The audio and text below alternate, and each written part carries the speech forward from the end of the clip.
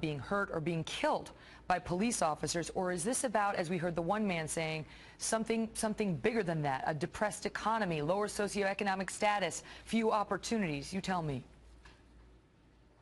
Well, there's no correlation between poverty and trying to burn down your own centers of the city in the places that you need to have, obviously, places to go to work at.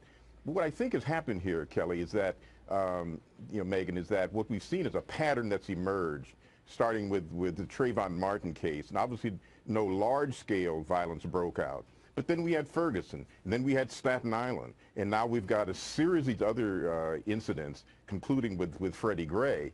And there's almost this notion that this has become the new civil rights movement.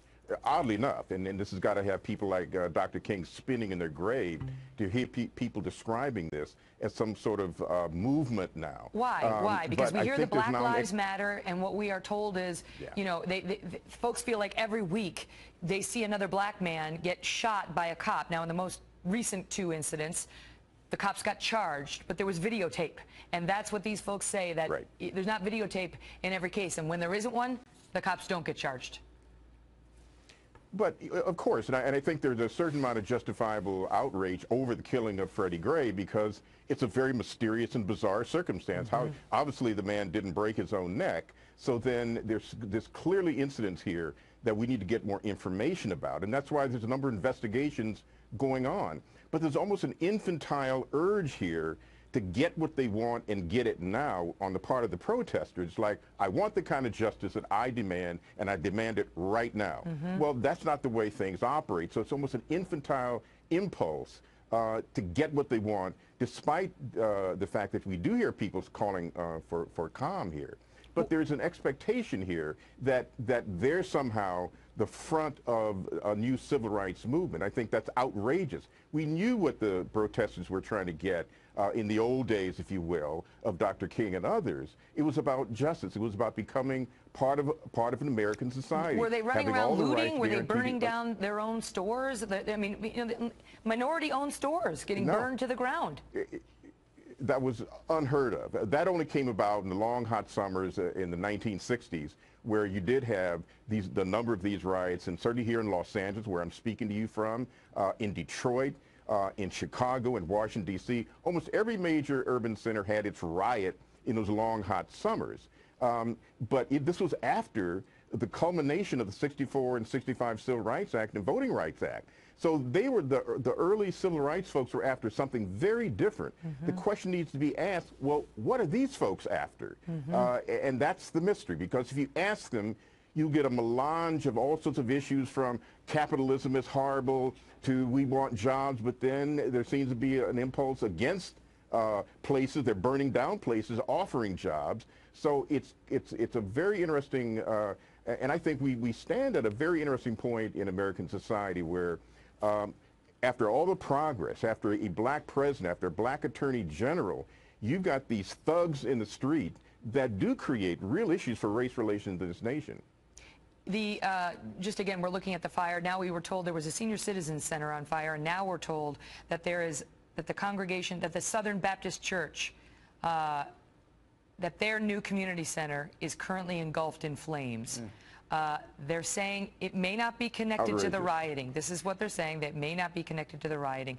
Everything we've heard all night tonight that has happened, they say may not be connected to the rioting. But it certainly is awfully coincidental. Joe, what... Sad times. You know, you look at this, it's not going to help. What is this going to do to the police force? How is this going to make them listen? Who's going to get behind these folks who have declared themselves criminals by going out there and tearing down their community? They completely drown out the voices of those peaceful protesters we've been watching for days, and the ones who are trying to stop them, because the loudest voice always gets heard. Well, going back to the Moynihan report, there was this threat, this danger of the kind of people we're seeing on the screen just as we're speaking here, this kind of dysfunctional element that was created in the centers of cities. Some argue that certainly welfare and dependency on welfare had a big part in creating these kind of folks. Right.